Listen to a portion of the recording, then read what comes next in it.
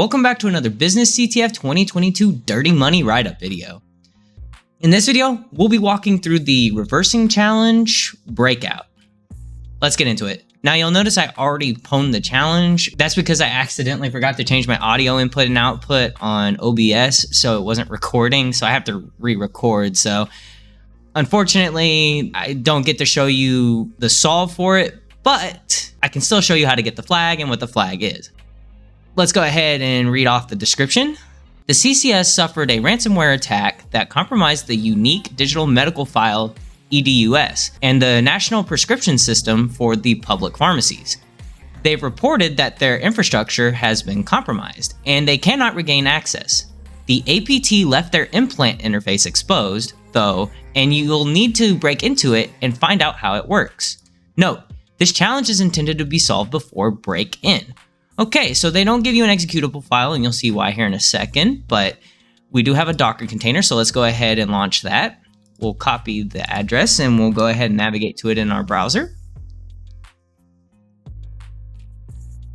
And you'll notice that we're presented with a file system, a Linux file system. And, well, where do we need to look? Well, the way I did this was I just compared this file system to my own file system in Linux. So let's go ahead and do attack L/ like that. Now you'll notice there's a few extra folders in here, and that's because this is a Kali box and it's run off of an ISO to make the VM image. So it has a few extra directories in here, and I'm sure Kali has its own directories that it puts in here as well.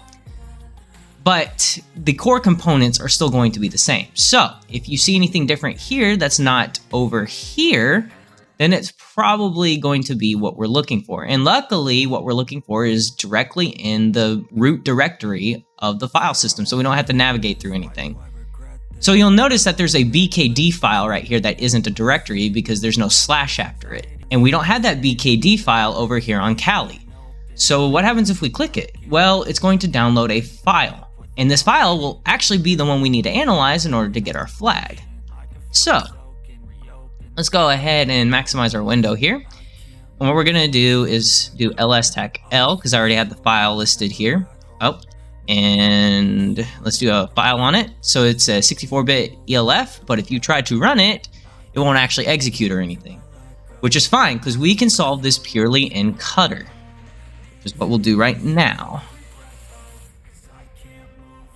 Click OK. Now this will take a few seconds because it's a fairly substantially large file for an executable, so it's going to take a second to process it.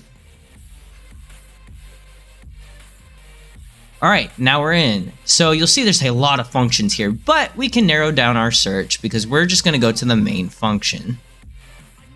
And luckily it's alphabetized, so we don't have to go looking around through jumbled mess.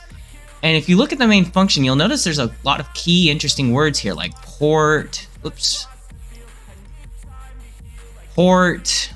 ping, get, exec, post, another exec secret. So a lot of good stuff in here that probably indicates that this is doing something malicious. So looking at C++ decompiled is kind of toxic. So how can we narrow down our search results? Well, here's what I did. I went to strings. And I went to see if there were any kind of, since you saw a lot of plain text strings in there, I thought maybe there's some other plain text strings we can go and take a look at. It might give us an indication of what we need to look at. And if you notice this first string up here, unfortunately I can't, increase the width of it for some reason. Well, anyways, you'll notice that this first string right here is very interesting because it is literally HTML inside of this executable. And if we look around in it, you'll notice it's doing fetch exec, post, all that good stuff that we saw in the main function. So maybe the main function was like kind of parsing out this string. Well, how can we see where this string is referenced? Well, we can just kind of right click and do show xrefs, which will show us references to this string, you know, where it's being called. And we can just double click to go to it. Now, you'll not be able to read anything here, but if we go back to the decompiler, you'll notice that we're actually in a different function. If we scroll back up, we're in this secret get function. And that might be in this list over here, but it's not important because everything we need is inside this secret get function. So that does seem pretty interesting, right? Because if I see a function that's called secret get, that seems like a red flag to me anyways. And if we scroll down, you'll notice that there's some readable hex values here. And if you go into the disassembly, you'll notice that those hex values map to ASCII characters that comprise our flag. Okay? And I already have this written out in a text document for us from when I solved it last time.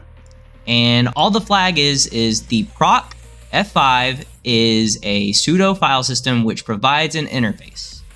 And this will be your flag.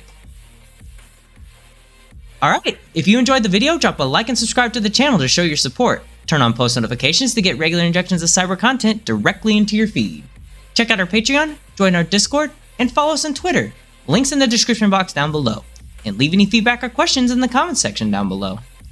This is Almond Milk. Thanks for watching. Goodbye, world.